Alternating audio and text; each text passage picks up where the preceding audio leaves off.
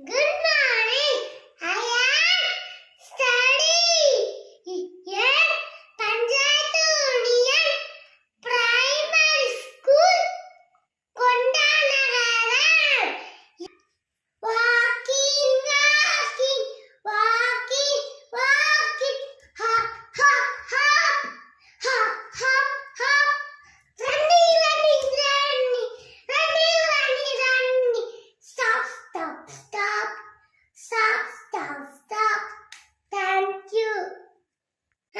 நான் கதை சொல்ல போறேன். ஒரு ஊர்ல ஒரு யானையும் ஒரு முயல்குட்டியும் இருந்ததாம். அப்போ போகும்போது ஒரு ரோஸ் செடி அழுவி கடந்துச்சாம். அதுக்கு யானை ஒரு ஆரம்பிச்சான். அப்போ யானை தண்ணி பிடிச்சிட்டு இருந்துச்சாம். அதுக்கு அடுத்து முயல் பானை தடுப்புச்சான்.